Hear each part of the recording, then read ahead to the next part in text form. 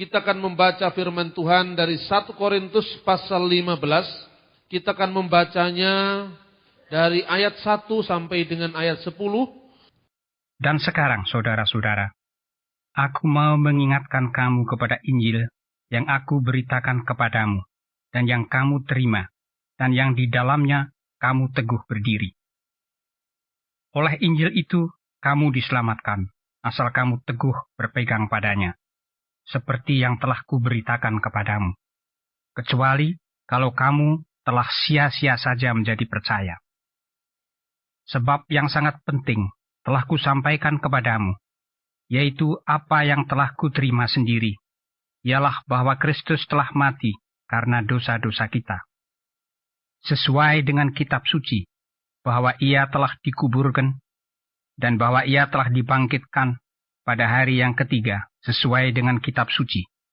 Bahwa ia telah menampakkan diri kepada Kefas, dan kemudian kepada ke-12 muridnya. Sesudah itu ia menampakkan diri kepada lebih dari 500 saudara sekaligus.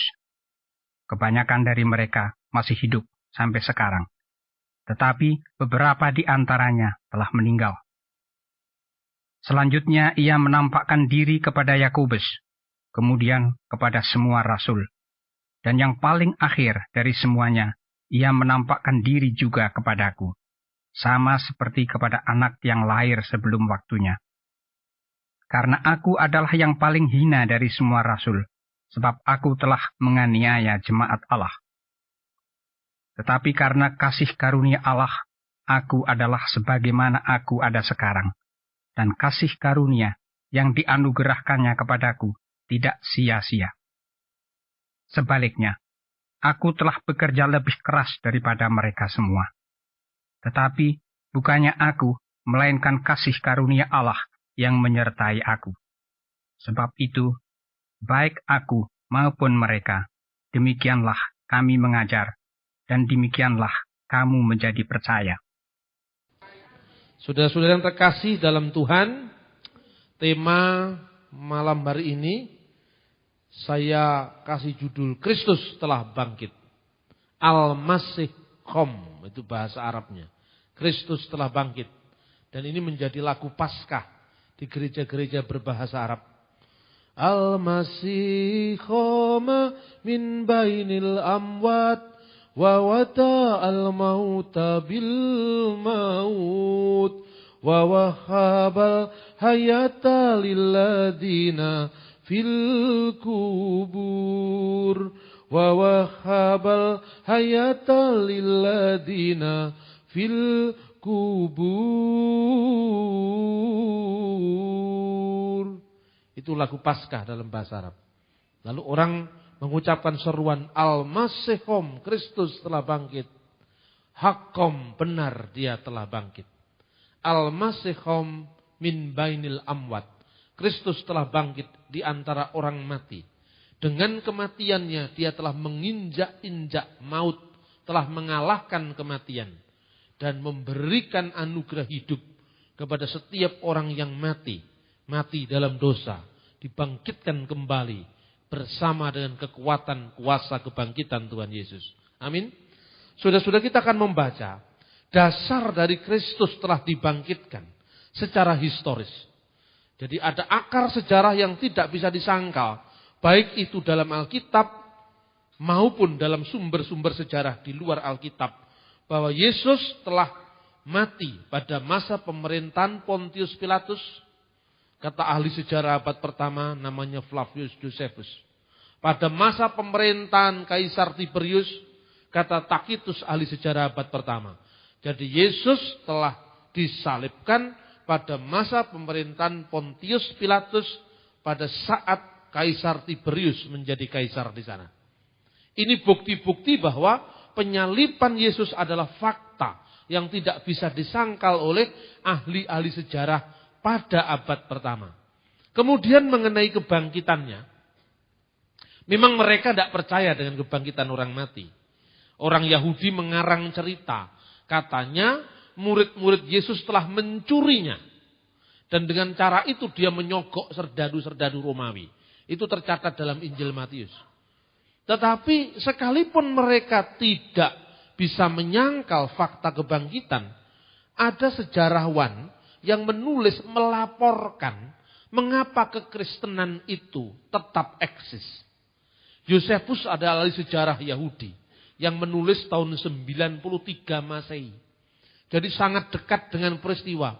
60 tahun setelah peristiwa Pentakosta, pencurahan Roh Kudus atau Yesus naik ke surga sebelumnya. 60 tahun. Apa nggak bisa dipercaya sekarang? Saya mau katakan, Sumpah Pemuda tahun berapa? 1928. Sekarang kalau ada orang nulis Sumpah Pemuda, siapa yang tidak percaya? Karena saksi-saksi hidupnya masih bisa dilacak. Pak Yamin punya anak, Bung Karno punya anak, Kiai Haji Maskur punya anak, punya cucu. Masih bisa dilihat. Dan catatan-catatan sejarah zaman Sumpah Pemuda masih bisa dilihat di perpustakaan Leiden. Begitu juga ketika Yesus disalibkan pada tanggal 14 bulan Nisan tahun 33 Masehi. Yesus disalibkan. Pada saat Paskah Yahudi dia disalibkan. Data-data, dokumen-dokumen tentang eksekusi Yesus masih tersimpan saat Flavius Josephus menulis tahun 93. Nah, oleh karena itu Josephus mengatakan, Yesus itulah yang sudah disalibkan pada masa pemerintahan Pontius Pilatus. Tetapi murid-muridnya tidak berhenti mengasihi dia. Karena apa katanya? Mereka melaporkan, jadi mereka melaporkan berarti Yosefus nggak percaya dengan laporan itu. Mereka melaporkan bahwa Kristus yang sudah mati itu bangkit kembali pada hari ketiga dan menampakkan diri kepada mereka. Itulah sebabnya mereka semua masih eksis sampai hari ini. Jadi itu laporan netral dari orang lain, sejarawan Yahudi yang tidak percaya dengan kebangkitan Yesus, tetapi dia memberi laporan alasan kenapa kok tetap ada orang yang disebut Kristen. Karena mereka percaya dengan kebangkitan itu. Dan kebangkitan itu telah membuat kekristenan tidak bisa mati. Nah, saudara-saudara yang terkasih, kita membaca pertama bagaimana kebangkitan Yesus itu diterus sampaikan. Kenapa saya katakan diterus sampaikan? Paulus mengatakan itu ketika dia menggunakan kata-kata Injil yang kuberitakan kepadamu. Yang kuberitakan kepadamu itu di dalam bahasa Yunani, bahasa aslinya digunakan kata paredoka garumin. Paredoka yang disampaikan garumin kepadamu. Kenapa? Kata paradosis, paredoka itu artinya yang diteruskan secara tanpa putus maksudnya. Jadi saya berikan contoh. Bagaimana kebangkitan disampaikan secara tanpa putus. Maria Magdalena adalah saksi kebangkitan pertama. Seorang perempuan yang dipilih Yesus untuk mengetahui pertama kali bahwa Yesus bangkit. Lalu Maria Magdalena, karena dia menjadi saksi kebangkitan pertama, maka gereja kuno menggelari dia sebagai apostola apostolorum. Rasul segala rasul. Bukan rasul formal. Rasul itu hanya utusan. Utusan dari segala utusan yang diizinkan Tuhan untuk mengetahui kebangkitan Yesus. Lalu Maria Magdalena melaporkan kepada Petrus dan teman-temannya. Ya kan? Baru kemudian Yesus menampakkan diri kepada setiap orang. Dan itu dirinci di dalam 1 Korintus pasal 15 ayat 1 sampai dengan 10 yang kita baca. Pada ayat 3 dan 4. Di sana digambarkan Kristus mati karena dosa-dosa kita. Dikuburkan, dibangkitkan pada hari ketiga sesuai dengan kitab suci. Karena itu dalam pengakuan iman yang menderita di bawah pemerintahan Pontius Pilatus. Disalibkan, mati dan dikuburkan. Itu asalnya dari ayat-ayat kitab suci ini. Lalu dirumuskan kembali ketika gereja menghadapi ajaran sesat. Dan Kristus mati, Kristus bangkit hari ketiga, Kristus naik ke surga. Itu semua sudah ada tertulis dalam kitab suci. Perjanjian lama sebelum Kristus sendiri datang. Lalu digambarkan di dalam ayat yang kelima bahwa ia telah menampakkan diri kepada Kefas dan kemudian kepada ke-12 rasul. Kalau Anda amati mulai dari ayat 3, bahwa Kristus telah mati karena dosa-dosa kita, sesuai dengan kitab suci. Ayat 4, bahwa ia telah dikuburkan dan bahwa ia telah dibangkitkan. Lalu ayat 5, bahwa ia telah menampakkan diri. Kata bahwa itu seperti diktum undang-undang. Ini menunjukkan bahwa ada poin-poin yang di stressing atau yang ditekankan. Jadi stressingnya adalah ada poin-poin yang dipentingkan. Bahwa kemerdekaan adalah hak segala bangsa. Oleh karena itu segala penjajahan di atas dunia harus dihapuskan. Karena tidak sesuai dengan peri kebangsaan dan keadilan. Itu kan bahwa. Coba undang-undang itu mengingat, menimbang, baru memutuskan. Ini gambaran dalam kitab suci bahwa fakta-fakta sejarah. Bahwa kredo sejarah. Kredo itu pengakuan iman yang didasarkan atas fakta sejarah. Tidak bisa dilepaskan dari fakta sejarah. Sekarang ini banyak teolog-teolog yang otaknya itu agak keblinger. Khususnya di Eropa. Dia mengatakan kubur kosong bukan bukti. Loh, maksudnya itu apa? Kubur kosong bukan bukti. Jadi Yesus itu tidak usah ditemukan mayatnya, yang penting dia bangkit. Kejar terus, saya kejar terus. Lalu bangkitnya dalam pengertian apa? Dia bangkit dalam ajaran para murid. Dia bangkit kembali karena Yesus sekalipun mati, tetapi ajarannya tetap hidup pada kehidupan gereja. Lalu saya katakan, apa bedanya kalau gitu dengan Bung Karno? Bung Karno sudah mati, kuburannya ada di Blitar. Tapi Marhenisme masih diteruskan oleh Megawati. Masih diteruskan oleh Rahmawati. Masih dirujuk di mana-mana oleh banyak partai yang mencintai Bung Karno. Bolehkah saya mengatakan Bung Karno bangkit pada hari ketiga? Loh lain Pak, lainnya di mana? Kan sama saja. Jadi iman Kristen mengajarkan kepada kita, kredo sejarah berakar pada fakta sejarah. Kubur kosong adalah bukti kebangkitan. Jadi memang kuburnya kosong, mau dicari di mana? Baru terakhir itu katanya orang menemukan kuburan Yesus di Talpiot katanya. Di Talpiot Yerusalem sana. Sampai mau difilmkan, sudah jadi film di Hollywood. Saya bersyukur film itu tidak laku di Indonesia. Karena yang begitu tidak laku-laku. Di barat itu orang suka kagetan, gumunan, laku yang begitu. Ini ujian untuk iman kita di Indonesia. Nah, dari bahwa tadi ditekankan di situ bahwa Paulus itu menyaksikan berdasarkan saksi mata. Coba kita mulai baca ayat keempat. Pertama dia menampakkan kepada siapa? Kepada Petrus. Bahwa ia telah menampakkan diri kepada Kefas dan kemudian kepada ke-12 muridnya. Kefas itu kan menjadi yang menonjol di antara para rasul. Makanya engkau adalah batu karang dan di atas batu ini aku akan mendirikan gerejaku. Selain Kefas atau Petrus kepada siapa? Kepada ke-12 muridnya. Ya. Lalu ayat 6. Sesudah ia menampakkan dirinya lebih dari 500 saudara. Setelah dia menampakkan kepada Petrus, kepada 12 rasul, dia menampakkan diri kepada lebih dari 500 saudara. Sekaligus.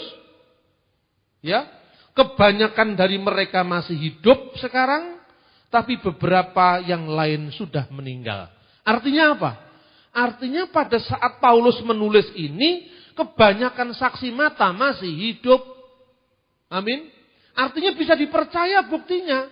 Berarti 1 Korintus pasal 15 ini atau 1 Korintus seluruhnya ditulis ketika kebanyakan dari 500 orang yang menyaksikan kebangkitan Yesus itu masih hidup meskipun beberapa yang lain sudah mati. Jadi seandainya Paulus itu bohong seperti yang dituduh oleh beberapa teolog yang sekarang ini ada loh gerakan di Indonesia. Gerakan Kristen yang menolak kerasulan Paulus. Ini memang gendeng mangan semir ini. Ini betul, sudah mulai masuk di Indonesia. Mereka enggak suka dengan Paulus. Ini sudah mulai masuk. Dan mereka yang bikin gini ke Yahudi-Yahudian lebih Yahudi ketimbang orang Yahudi.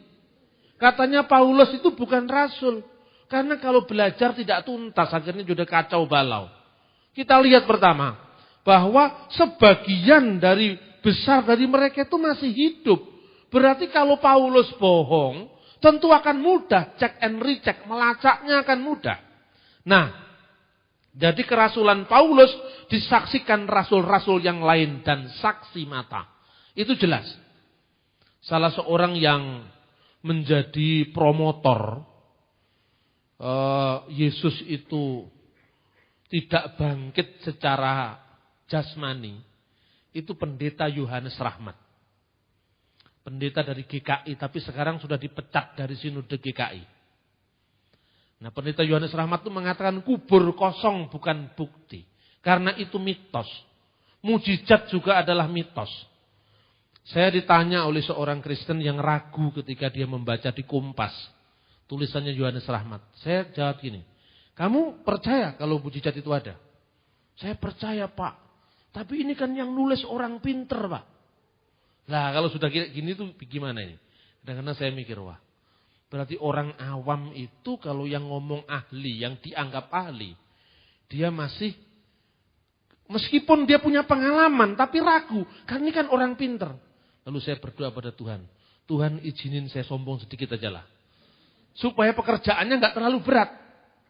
Terus saya bilang, kira-kira, sekarang gini. Kamu cari bukunya Yohanes Rahmat, kamu cari kasetnya Yohanes Rahmat, dan kamu cari buku-buku saya, kamu cari kaset VCD saya, terus kamu berdoa pada Tuhan. Ini ngadepi orang-orang awam begini. Kamu berdoa pada Tuhan, kamu setel satu. Setelah Yohanes Rahmat, BN, Bambang Rosjono, Yohanes Rahmat, Bambang Rosjono, terus menerus, lalu kamu berdoa, sambil otakmu supaya dibuka. Pinter mana ini? Gitu loh. Kurang ajar juga saya. Karena itu terlalu lama kalau kita ngadepi dialog satu kelamaan. Dan yang penting, kita jangan menyiapkan forum gratis untuk mereka. Jadi kalau saya ngadepi kelompok-kelompok yang aneh itu, ya nggak terlalu digape. Makanya ketika muncul kelompok ini Unitarian, di Indonesia itu laku keras. Kenapa laku keras? Didukung oleh saudara-saudara Muslim garis keras itu. Karena apa? Spiritnya sama, podo-podo nggak percaya nih. Kan gitu kan? Makanya terus diekspos di Tempo, diekspos di mana katanya Yesus itu bukan juru selamat, Yesus itu bukan Tuhan, Yesus itu hanya manusia biasa, Yesus itu malaikat Mikael yang jadi manusia. Ini banyak orang yang kurang beberapa otaknya itu. Nah, saya tidak mau berdebat dengan orang kayak begini, tapi tunggu mereka, kalau bahasa Jawa leno pangindamu mati dengan aku gitu. Suatu saat datang mereka melakukan musda di Bali. Saya datang mendadak. Karena kalau nggak mendadak, saya bisa di skenario diadu dengan kelompok garis keras. Gitu loh. Saya sampaikan. Nah, kemudian cirinya apa, Pak? Untuk lihat orang cerdas dan tidak cerdas. Kamu lihat cara ngomongnya dulu. Kalau cara ngomongnya bulat, itu nggak pinter itu. Coba kamu lihat. Saya ngomong, Tuhan beri saya kefasikan bicara. Supaya orang ini cepat-cepat habis. Karena ini merusak pekerjaan Tuhan. Terus yang kedua, kamu lihat literaturnya. Nah, itu pun saya agak ngejek sedikit. Dan sekian banyak bukunya Yohanes Rahmat. Itu semua dari internet coba. Nah, kalau dari internet kamu juga bisa. Terus maksudnya Pak, ya harus bahasa aslinya. Misalnya kita ngomong Yosefus bahasa Yunani, ngomong Talmud bahasa Ibrani, itu baru kamu percaya. Lah ini apalagi pemimpinnya Gereja Global Indonesia yang saya presetkan, sering saya presetkan, Gereja Gumbal Indonesia. Itu pusatnya di Semarang. Itu nulis buku judulnya Persahabatan Umat Allah. Intinya menyangkal doktrin Tritunggal, menyangkal Divine of Jesus Christ. Bukunya nggak sampai 30, semua judulnya bahasa Indonesia. Nah, sudah. Kamu minta bantuan Roh Kudus.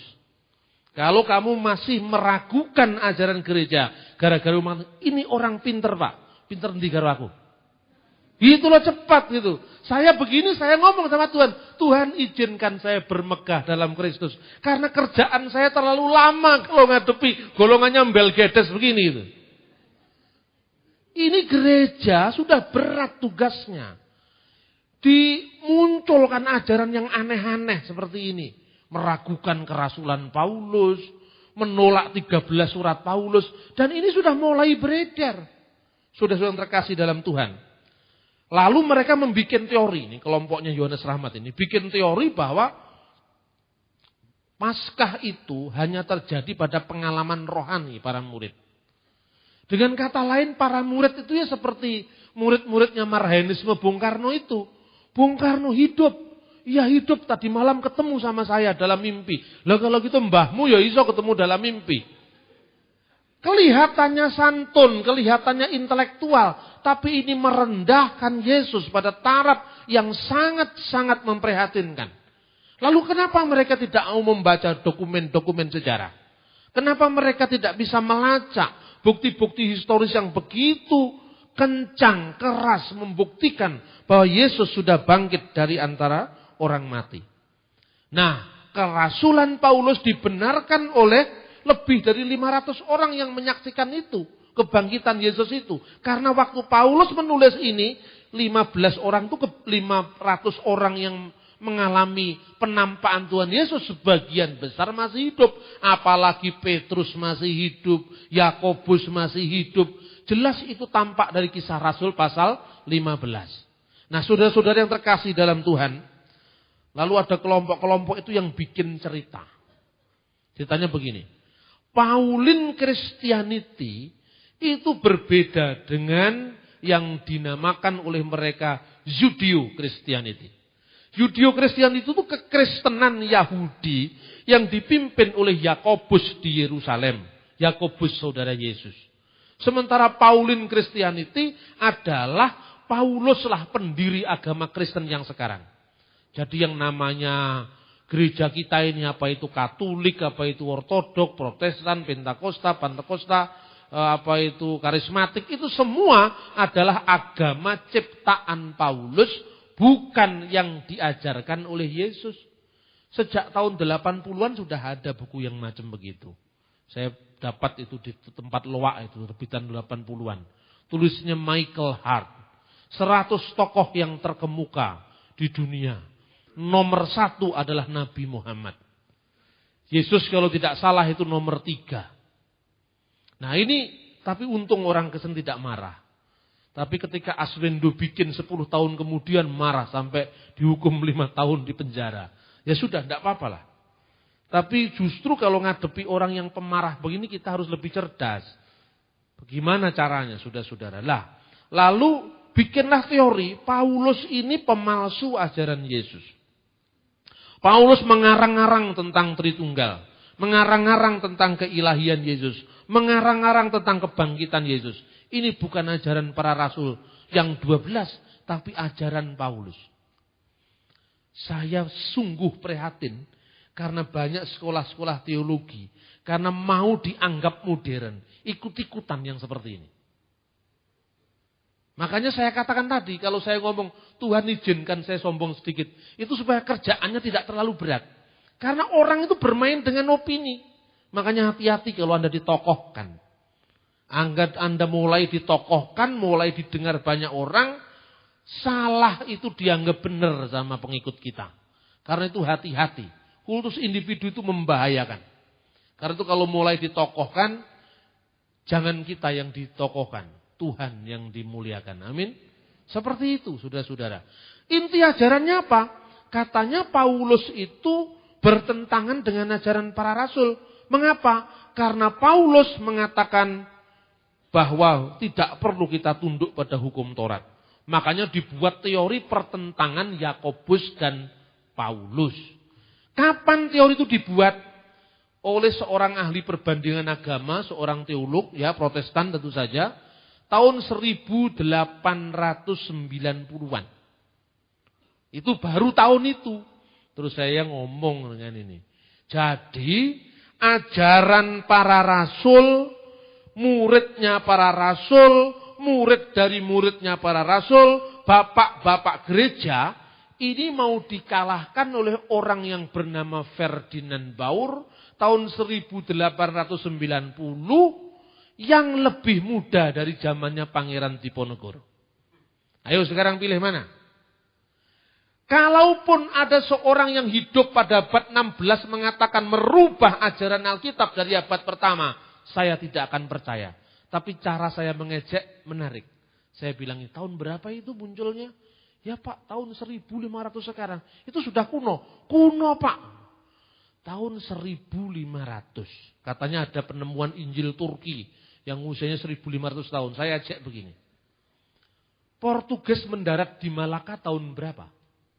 1511. Loh itu zaman Portugis kok kuno? Enggak kuno itu, yang kuno itu abad pertama. Baru kuno. Baru zaman VOC sudah bingung. Nah ini akibatnya apa? Kita ini miskin informasi.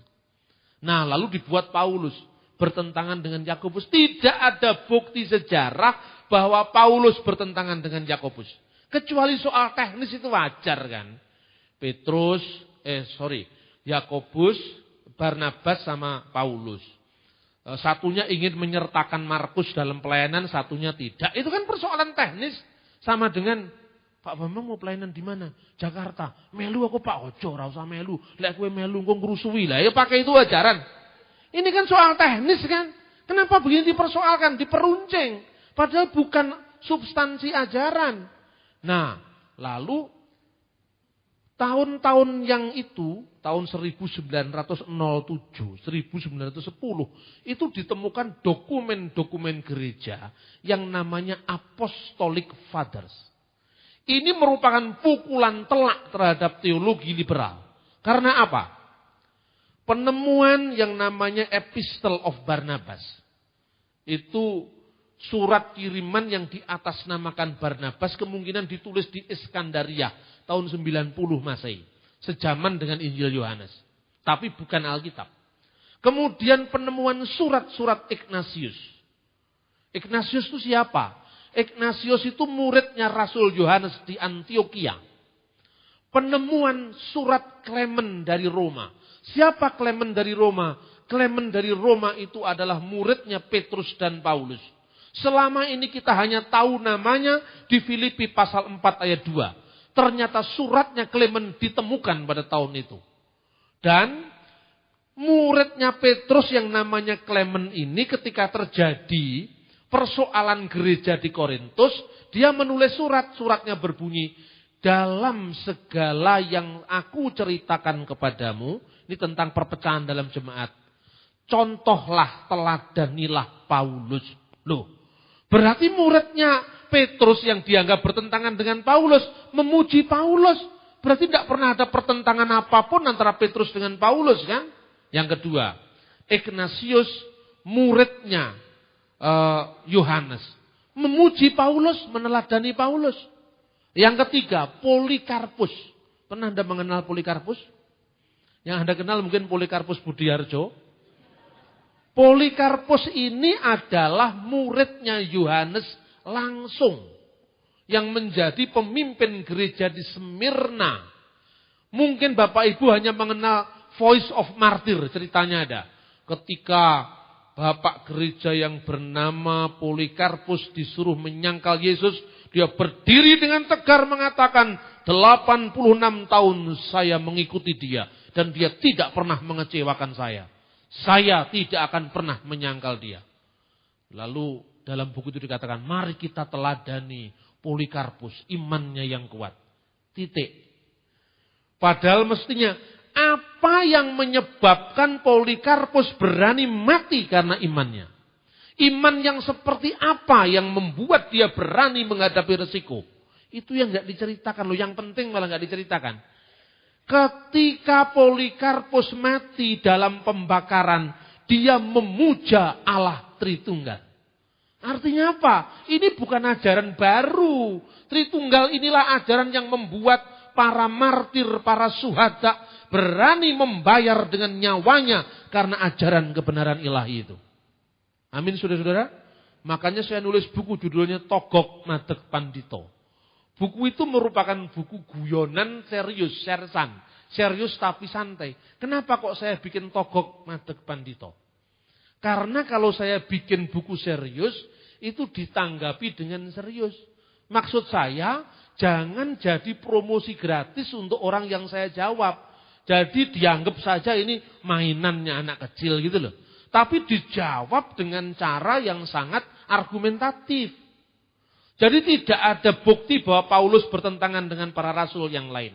Lebih-lebih di sini dijelaskan soal kebangkitan. Hampir kurang lebih 500 orang. Dan sebagian dari 500 orang itu mereka masih hidup meskipun sebagian kecil sudah mati. Lah kapan Paulus mulai bertentangan dengan gereja di Yerusalem? Ini sejarahnya. Baru tahun 135, Paulus sudah tidak ada itu. Tahun 135, di Israel terjadi pemberontakan yang namanya pemberontakan Bar Kokhba. Dia mengaku Mesias, mau ingin membebaskan Israel dari penindasan Romawi. Pemberontakan Bar Kokhba bisa dipukul mundur oleh pemerintah Roma, dan kemudian orang Kristen semakin sulit posisinya. Sejak orang Kristen sulit posisinya itulah, maka gereja di Yerusalem, ya, yang dipimpin oleh masih kerabatnya Yesus, setelah Yesus tidak ada itu, pindah atau hijrah ke kota yang namanya Pela di seberang Yordan. Catatan sejarah ini ditulis oleh Eusebius, orang sejarawan pertama gereja tahun 340 Masehi. Mereka kemudian pindah ke Transyordan, kota namanya Pela. Hasil penggalian dari Ordo Fransiskan tahun 1930-an ditemukan situs Pela itu pada tempat yang sekarang namanya Jabal Fahin di Yordan. Saat itu gereja Yerusalem yang berlatar belakang Yahudi itu terpecah jadi dua. Satu yang namanya kelompok Nasrani, kelompok Kristen yang punya kebudayaan Yahudi, melaksanakan sunat, melaksanakan kosher. Kosher itu makanan yang haram dan yang halal menurut Imamat pasal 11. Tetapi mereka mengakui Paulus, mengakui kelahiran Yesus dari seorang perawan, mengakui ketuhanan dan keilahian Yesus. Tetapi mereka berperilaku hidup seperti orang Yahudi karena mereka memang Yahudi. Hanya saja mereka tidak memaksakan kepada orang yang bukan Yahudi mengikuti mereka. Berarti dengan demikian fakta ini menunjukkan kebenaran catatan Kisah Para Rasul pasal 15. Ketika terjadi persengketaan antara orang Kristen Yerusalem dan Kristen Antioquia, orang Kristen Antioquia yang latar belakangnya non-Yahudi dibebaskan dari hukum Yahudi. Tetapi bagi mereka yang Yahudi, tidak makan babi silakan, tapi jangan paksa orang tidak makan. Gitu? Kalau dia mau sunat silakan, tapi jangan paksa orang lain sunat. Masing-masing diberi hak untuk menentukan. Kemudian setelah tahun 135 itulah orang-orang Ebionit muncul.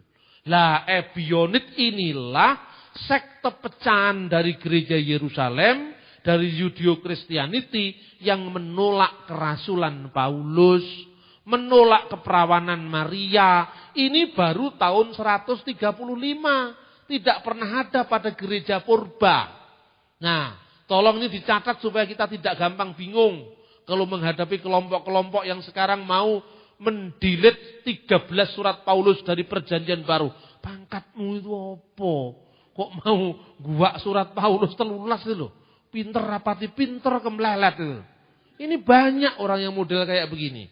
Nah saudara-saudara, setelah dia menampakkan kepada Kefas dengan 12 rasul, dia menampakkan kepada 500 orang, ayat 7. Lalu dia menampakkan kepada siapa? Selanjutnya ia menampakkan diri kepada Yakobus.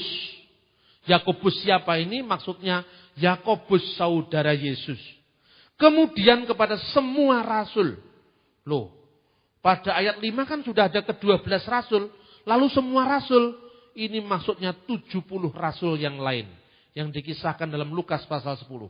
Jadi murid Yesus itu ada dua kloter. Kloter yang pertama jumlahnya 12. Kloter yang kedua jumlahnya 70 rasul. Di antara 70 rasul itu misalnya Barnabas. Barnabas itu rasul Yesus yang ke-70. Siapakah Barnabas? Barnabas itu pamannya Markus penulis Injil, itu ada dalam Alkitab. Lalu Barnabas itu orang Siprus yang menjual harta miliknya diberikan kepada gereja di Yerusalem. Kakaknya namanya Maria. Karena banyaknya nama Maria dalam Alkitab, maka dalam Kisah Rasul diceritakan Maria ibu Yohanes yang disebut Markus itulah kakaknya Barnabas. Barnabas termasuk 70 rasul yang namanya tidak disebutkan kalau dia 70 rasul, tetapi dicatat oleh bapak gereja yang hidup sejaman dengan muridnya rasul, yaitu Clement dari Alexandria. Ini sejarah gereja itu masih utuh, ada semua. Cuman karena kita belajar dari sumber sekunder, kita belajar sejarah gereja itu kan sejak tahun 1517. Setelah reformasi Protestan. Coba Anda baca bukunya Berkhof. Bukunya Berkhof sejarah gereja. Tebelnya kira-kira 500 atau 600 halaman itu. Itu gereja barat sejak reformasi 1517 sampai sekarang. Itu tebel sekali. Tapi gereja purba yang ketuhanan Yesus, keilahian Yesus Tritunggal dirumuskan pada masa jarak 1500 tahun sebelum 1517 itu cuma kira-kira 30 lembar. Fair apa enggak? Yang 1500 tahun lebih diberi 30 lembar, yang sekitar 500 diberi 500 lembar lebih. Akibatnya apa? Yang ada di Indonesia teologi konflik. Karena apa? Yang 500 lembar itu semua konflik. Konflik Protestan, Katolik, Wesleyan, Arminian, Calvinis. Itu yang ditekan-tekankan. Karena itu saya tidak pernah tertarik dengan konflik-konflik gereja. Saya Calvinis Pak, karepmu Calvinis karepmu. Saya Lutheran Pak, karepmu Lutheran. Bapak apa aku ora Lutheran, ora Calvinan. Saya kembali kepada gereja purba. Karena kalau saya mau kenal Diponegoro, tidak mungkin tanya orang Malaysia abad ke-20. Saya masih tanya orang Jawa yang temannya Diponegoro, misalnya Sentot Prawirodirjo, Kiai Mojo. Nah itu kan saksi mata. Ini pola pikir kita yang fanatik membuat kita buta kebenaran. Karena apa? Justru kita ini sering konflik dengan Katolik, Pantekosta, dengan Protestan, Injili, dengan ekumenikal. Karena kita mewarisi teologi konflik. Ini desa teologi konflik ini. Sudah kita hilangkan, ini abad pertengahan. Sekarang kita menatap masa depan bersama. Maafkan sejarah. Beda-beda sedikit tidak apa-apa. Tapi maju bersama untuk Injil Kerajaan Allah. Agar semua bangsa-bangsa menerima dia. Itu bahasanya kayak kampanye saja saya. Lah Yakobus, kenapa Yakobus? Ya, Yakobus dan semua rasul yang lain. Yakobus itu saudara Yesus. Pada saat Yesus masih hidup, Yakobus itu enggak percaya. Di mana ayatnya? Coba kita baca Yohanes pasal 7. Kita akan melihat bagaimana Yakobus itu enggak percaya. Bahkan kalau kalau dilihat bacaan ini, ya, kayaknya Yakobus dan saudara-saudaranya itu seperti jelomprong nih Yesus itu. Coba kita baca ya, ayat 3. Pasal 7 Yohanes 7 ayat 3. Maka kata saudara-saudara Yesus kepadanya, berangkatlah dari sini dan pergilah ke Yudea, supaya murid-muridnya juga melihat perbuatan-perbuatan yang engkau lakukan. Sebab tidak seorang pun berbuat sesuatu di tempat tersembunyi, jika ia mau diakui di muka umum. Jikalau engkau berbuat hal-hal yang demikian, tampakkanlah dirimu kepada dunia. Sebab saudara-saudaranya sendiri pun tidak percaya kepadanya. Jadi saudara-saudara Yesus kayak Yakobus, Yoses, Yudas, Simon itu tidak percaya. Kapan mulai percaya? 1 Korintus yang kita baca ini menjawab. Yaitu pada saat selesai Yesus dibangkitkan di antara orang mati. Setelah menampakkan diri kepada Petrus, 12 rasul, ya, kemudian kepada 500 orang, kepada Yakobus baru dia menampakkan diri. Saat itulah Yakobus mengerti dan percaya bahwa saudaranya itu, saudara sepupunya atau saudara tiri dalam hukum itu, karena itu anaknya Yusuf dari perkawinan yang sebelumnya. Yusuf itu seorang duda menurut sejarah gereja.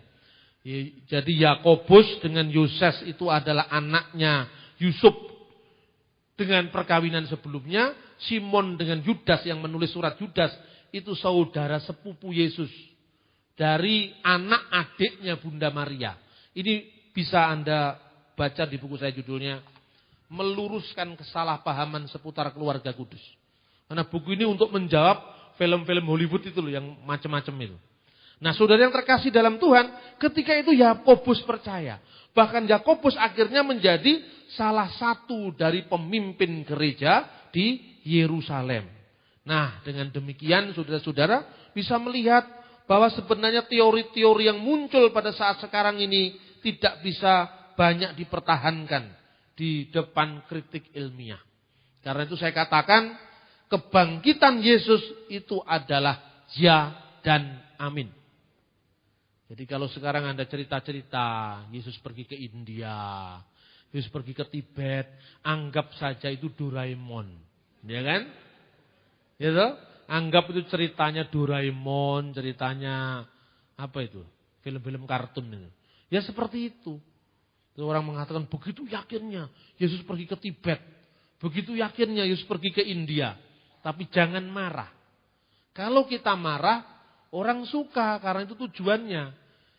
Berkepala dingin tetapi berotak cerdas, muter cara gimana caranya supaya orang bisa paham. Saya itu ditamoni saudara-saudara dari Pondok Pesantren Al-Zaitun. Orang-orang Ahmadiyah datang ke rumah. Terus dia menanyanya itu seperti seperti coba Pak Bambang sudah baca apa belum? Dia begitu yakinnya dengan yang dia punya. Ngomong-ngomongnya santun halus loh. Ahmadiyah itu orangnya halus-halus itu. Tidak sama dengan kelompoknya Habib Rizik. Dia halus, santun, bisa diajak dialog gitu. Dia nanya ke saya, Pak Bambang, ini bukunya cukup banyak ya Pak? Ya alhamdulillah banyak. Mulai kapan dikumpulkan Pak? Wah sejak saya SMA mungkin atau lebih itu. Udah lama sekali. Dia lihat yang, wah ini tentang Dead Sea Scroll Pak? Iya. Laut Mati ya. Ini tentang Alkitab bahasa Ibrani Pak? Iya. Yang ini bahasa Arab Pak? Berapa versi? Oh banyak sekali. Terus Bapak sudah punya literatur bahasa Urdu? Sebagian saya punya. Nah, mulai Urdu itu menggiring kepada Mirza Ghulam Ahmad itu. Lalu nanya ke saya, Pak pernah baca buku judulnya Masih Hindustan Mei? Sudah saya siapkan sebelumnya. Karena kalau pasti tamu saya Ahmadiyah itu yang ditanyain. Ini bukunya. Loh, punya Pak? Iya. Bahasa Urdu ada, bahasa Inggris ada, bahasa Arab ada. Bingung dia. Masih Hindustan Mei itu adalah karya Nabi Hazrat Mirza Ghulam Ahmad alaihi salam, ya, nabinya orang Ahmadiyah yang menceritakan penemuan kubur Yesus di India. Wah, hebat kan? Doraemon hebat. Nah, kemudian nanya ke saya, menurut Bapak gimana? Saya hati-hati sekali saya ngomong. Ya ini menarik sebagai satu wacana, menarik sekali. Saya suka baca ini, asik sekali. Bapak percaya? Enggak percaya belas saya bilang. Dia kaget saya bilang, enggak percaya belas aku. Kenapa kok enggak percaya? Pak, banyak bukti. Yesus ke India Pak. Oh ya? Buktinya banyak, guyon saja. Di mana buktinya? Di India itu Pak ada satu tempat. Namanya Ais Mukam. Ais itu Isa. Mukam itu tempat suci. Tempat suci Nabi Isa. Di India juga ada satu tempat namanya Mure. Mure itu kemungkinan kuburannya Bunda Maria. Di India juga ada satu tempat namanya Isapuri. Itu adalah Puri Nabi Isa. Nah, kok ya kebetulan itu saya punya pikiran aneh muncul. Saya juga bersyukur pada Tuhan sebagai pengikut Kristus karena Yesus pernah mengunjungi kota Malang. Dia kaget loh. Masa kota Malang Pak? Iya itu ada prasastinya itu abad 9. Prasasti Dinoyo. Loh masa Yesus pernah mengunjungi Malang? Iya pernah. Bapak tahu nggak asal usulnya nama kota Malang? Tahu Pak? Prasasti Dinoyo. Ya itu Yesus itu prasasti Dinoyo itu. Bunyinya apa? Malangku Seswara. Itu asal usulnya nama kota Malang. Bahasa Jawa kuno. Malah itu bahasa Jawa sekarang molo. Kono aja golek molo kon tak antem iku ngono. Molo itu kan. Molo itu adalah penyakit sosial. Itu kejahatan. Angkuca dikalahkan oleh iswara. Iswara itu isawar. Isawar itu gelarnya Bathara Guru. Alias gelarnya Dewa Siwa, Dewa Isa. Tapi tulisannya bukan Aisa, bukan Ain, Yasin itu bacanya Aisa. Al-Masih Isa ibnu Maryam wajihan fid dunya wal akhirati wa minal muharrabin, bukan itu. Tapi artinya di situ Isa, Isawar. Nanti pulang buka YouTube. Terus Anda buka Isa Upanishad, muncul di sana nanti YouTube. Atau buka Mahabharat. Mahabharat itu Mahabharata. Tapi lain dengan wayang Jawa. Nyanyinya mesti Mahabharat. Itu India itu. Anda lihat di sana muncul itu Isa. Jadi Isa itu gelar Dewa Siwa. Jadi saudara-saudara, dalam rangka ini pesan untuk jemaat ini. Dalam rangka seringnya muncul informasi yang tumpang tindih tentang iman Kristen. Apa yang kita lakukan? Jangan mengambil kesimpulan sebelum Anda tanya kepada ahlinya. Jangankan kok Anda sebagai seorang jemaat biasa. Pendeta besar pun kalau bukan ilmunya bisa salah. Pendeta besar loh ini. KKR di mana-mana. Dia bisa dipakai Tuhan untuk kebaktian, kebangunan rohani, pengusiran setan, penyembuhan. Tapi kan dia bukan arkeolog. Tapi kan dia bukan ahli bahasa. Tapi dia kan bukan ahli filologi, perbandingan bahasa. Salah. Akhirnya tidak mau menyebut kata Allah. Hanya mau menyebut kata Yahweh. Loh ini, padahal pendeta besar. Tapi karena kurang belajar. Terus, Pak ini Pak, pendeta A ini Pak, sudah dipulihkan. Kok Bapak belum dipulihkan? Dia tanya, dipulihkan maksudnya pendeta ini sudah dipulihkan. Sakit apa? Dia bilang. Loh tidak sakit Pak. Dipulihkan karena sudah menyembah nama Yahweh Pak. Sudah meninggalkan dewa Allah. Dewa Allah apa maksudnya? Allah itu kan dewa. Bukan, saya bilang. Bapak kenapa tidak dipulihkan? Loh saya tidak sakit kok. Pikiran saya sehat terus, kenapa dipulihkan? Dan saya tidak peduli karena apa? Banyak kita ini mengagumi orang karena bukan ilmunya. Kalau Anda tanya ke saya, ya, tentang misalnya teologi pastoral, itu bukan ilmu saya. Karena saya itu orang tidak pernah telaten. Kurang ramah, tidak telaten. Coba Anda ngajak saya sehari-hari ngomong. Bukan saya sombong. Saya nggak bisa ngomong, ngobrol sehari-hari, saya nggak bisa. Cerita apa saya? Saya nggak ngerti kalau Anda ajak cerita soal sehari-hari. Jangankah dengan orang lain. Dengan mertua saja saya bingung ngomong saya ini. Nggak nyambung saya kalau ngomong. Tapi kalau dia mulai tanya tentang soal politik, soal budaya, soal agama, semalam saya tidak bisa diam, gitu loh. Jadi memberikan sesuatu kepada ahlinya, kalau tidak rusak. Itu satu. Kedua, untuk niteni, ya, untuk niteni ini benar apa enggak? Kira-kira lihat gaya orangnya dulu. Kalau tidak meyakinkan itu biasanya mesti tidak benar itu. Lalu Anda tanya pada Roh Kudus, Tuhan, ini benar apa enggak sih? Perejengannya kok tidak meyakinkan ini. Kelihatannya salah ini. Tapi kok ngapalnya benar. Lah Anda tanya, Anda tidak bisa bahasa Aram, bahasa Yunani, ya tanya ahlinya. Minimal tanya ke sekolah Alkitab yang ahlinya itu. Ketiga, soal bahasa. Soal bahasa ini sering mirip-mirip. Tapi yang mirip belum tentu itu asal-usulnya. Kuncinya apa? Minimal Anda buka Google, lihat keserumpunan bahasa. Atau lihat peta. Peta di Timur Tengah misalnya.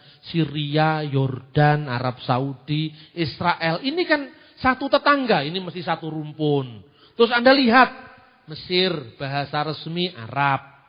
Israel, bahasa resmi Ibrani, Arab, Inggris. Misalnya. Terus Anda lihat, oh ternyata bahasa ini serumpun. Di situ baru boleh Anda bisa melakukan kajian misalnya gini. Orang Jawa, orang Sunda, orang Bali, mesti bahasanya serumpun. Karena akarnya sama, Jawa kuno. Benar apa enggak? Bahasa Melayu, bahasa Indonesia, dengan bahasa Malaysia sekarang. Itu mesti serumpun. Meskipun jangankan kok Malaysia dengan Indonesia. Sesama bahasa Indonesia yang bagian barat dengan bagian timur beda. Gak percaya Anda kalau orang timur, golongannya Ambon, Saparua, ngomong itu istri saya kan. Itu beta pun istri kan. Itu saya punya istri. Dibalik-balik ngomongnya istri saya gitu. Itu kan Jawa. Orang Batak ngomongnya lain. Apa orang Batak bilang? Coba tengok. Menengok siapa yang sakit? Nah, itu menengok orang Indonesia kayak Jawa gini kalau menengok itu menengok sakit tengok. Dia bilang, "Bukan Pak, tengok itu lihat." Oh, tak pikir menengok orang sakit. Ini bisa serumpun. Nah, sekarang Arab dengan Ibrani. Orang Arab menyebut torik artinya jalan. Orang Ibrani derek artinya jalan. Derek dengan torik itu satu rumpun. Sekinah dengan sakinah satu rumpun. Ehad dengan ahad satu rumpun. Seperti derek dengan torik itu jelas. Asal usulnya dulu bahasa purbanya sama. Tetapi jangan sekali-kali Anda mengatakan derek itu sama dengan derek bahasa Jawa. Itu tidak ada kaitannya. Nggak bisa itu ada di sana. Pak, di sana ada gerbang Jawa Pak. Jawa Gate. Oh itu dulu orang Jawa yang mendirikan itu. Orang Jawa dari Wonosobo yang mendirikan di Israel. Kan diketawain orang. Begitu juga Isa di India. Dengan Isa dengan Isa. Itu enggak ada kaitannya. Karena Isa di situ adalah Dewa Siwa. Maka kalau saya katakan Iswara yang mengalahkan Mala tadi. Berarti Dewa Isa atau Tuhan Isa telah mengalahkan kejahatan. Kalau Isa saya namakan Yesus. Berarti Yesus juga mampir ke kota Malang kan begitu. Benar apa enggak? Nah ini namanya otak-atik matuk. Lalu orang mengatakan, Pak, menurut ini Ahmadiyah, ini buku saya nih. Yus Asaf dan legenda kubur Yesus di Kashmir. Itu baru saya tulis karena heboh itu orang-orang Ahmadiyah yang katanya dibaptis. Padahal bohong semua itu. Itu ditulis begini. Bahwa kitab-kitab Buddha menyaksikan kehadiran Yesus ke India. Buktinya apa? Di kitab Buddha, sama Narasika ada Rahula. Rahula itu Rahullah. Pak. Nah, Yesus disebut Rahullah. Kemarin saya di GKI Manyar, ada bedah film Jesus the Messiah. Itu filmnya orang Iran yang mengatakan Yesus enggak disalib tapi diserupakan dengan orang lain dalam rangka Paskah. Terus kemudian saya ajak bedah film itu pertama. Begitu ada orang memikul salib begini. Suasananya suasana Iran ketimbang suasana Israel. Tiba-tiba di sebelah sini, di sini orang mikul salib, di sini orang adu ayam. Mana ada adu pitik ning Israel coba. Ini kan kelihatan sudah tidak masuk akal. Ning Israel masuk adu pitik. Kalau adu pitik ning Bali itu, bukan di Israel. Nah, jadi kadang-kadang kita ini perlunya minimal feeling lah. Kalau Anda tidak benar-benar ahli feeling. Masa sih Zawagit ada hubungannya dengan Jawa? Masa sih Rahula ada hubungannya dengan Rahullah? Kalau Rahula sama dengan Rahullah tidak tahu asal-usul bahasanya, saya juga bisa bikin teori. Teori apa? Pernah nonton Naruto? Naruto itu asalnya dari mana? Bisa-bisa orang Jawa ngomong Naruto itu ya asalnya ternyata dari Jawa Pak. Masa dari Jawa? Iya. Naruto itu aslinya Naruto Pak itu. Loh, Naruto sama Naruto kan mirip. Orang Bali tidak mau kalah. Tidak beli yang benar tuh, bukan Naruto. Itu orang Buleleng itu Naruto. Namanya Iwayan Narte. Rusak. Nggak ada kaitannya dikait-kaitkan. Jadi saudara-saudara, kesimpulan saya, kebangkitan Yesus itu disaksikan bukan hanya oleh Alkitab, tetapi oleh sejarah. Dan itu benar adanya. Karena itu, teguhkan iman kita. Berdiri teguh di atas batu karang. Yaitu Yesus Kristus sendiri. Maka kita tidak bisa diombang-ambingkan oleh berbagai macam pengajaran. Dan kita tetap teguh beriman. Dia adalah Tuhan dan Allah. Saya ajak kita bangkit berdiri. Kita ikrarkan pengakuan kita. Yesus Tuhan dan Allah kami. Biarlah ini menjadi pengakuan iman kita ketika kita menghadapi berbagai macam angin pengajaran yang bertiup kencang melanda gerejanya. kita diteguhkan, kita dikuatkan, kita berakar pada firman Tuhan bahwa Yesus adalah kebenaran dan hidup.